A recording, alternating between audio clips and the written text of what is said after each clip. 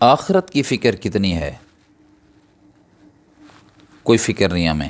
اگر آخرت کی فکر ہو جاتی تو معاملے کو دنیا کے اندر سیدھا کر کے جاتے۔ محمد شاہ مکران کا بادشاہ گزرا ہے۔ ایک دفعہ وہ شکار کے لیے اپنے سپاہیوں کے ساتھ چلا، شکار کھیل رہے تھے۔ ایک بڑھیا عورت کی گائے سپاہیوں کو مل گئی، انہوں نے اس کو ذبح کیا، اس کا گوشت کھایا۔ بادشاہ کو اس کی خبر بھی نہیں ہوئی۔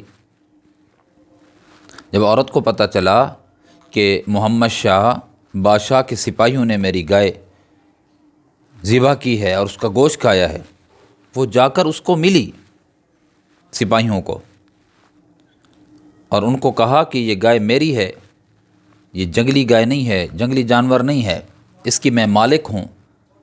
آپ نے میرا نقصان کیا ہے، اسباب کے تحت میرا گزر بسر اسی پر تھا، آپ اس کا معاوضہ دیں۔ سپاہی بھلا کہاں دیتے؟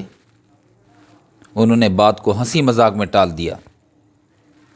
عورت پریشان ہو گئی، وہاں کے علماء سے مشورہ کیا۔ انہوں نے کہا کہ بادشاہ بہت نیک آدمی ہے، بادشاہ سے ملو۔ کہا بادشاہ سے کیسے ملوں اور کون ملنے دیتا ہے؟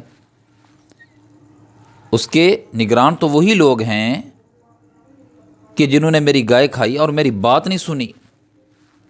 اس نے علماء نے کہا کہ بادشاہ جب واپسی اپنے محل پہ جائے گا، راستے میں ایک پل پڑتا ہے، وہاں سے اس کی سواری ضرور گزرے گی، اس کے علاوہ اور کوئی راستہ نہیں ہے۔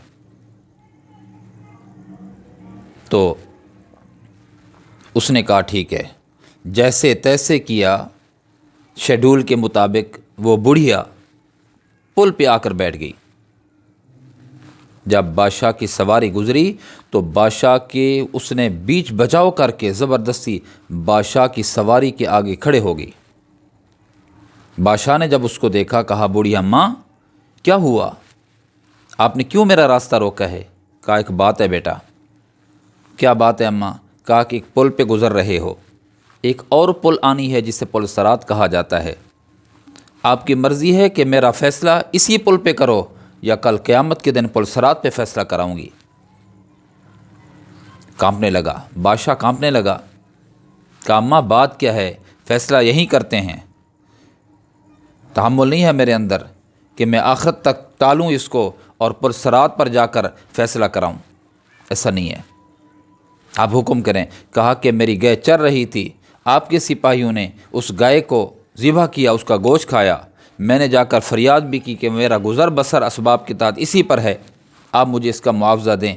تو آپ کے سپاہیوں نے اس کا معاوضہ دینے کے بجائے ہنسی مذاق کیا، ہنسی مذاق اڑائی۔ بادشاہ کانپ رہا تھا۔ اس نے کہا کہ دنیا کے اندر میں فیصلہ کرنا چاہتا ہوں۔ 70 گایوں کی قیمت بھی اس کو ادا کی، معافی کا خواستگار بھی ہوا اور معذرت بھی کی۔ یہ ہیں وہ لوگ جن کو آخرت کی فکر ہے۔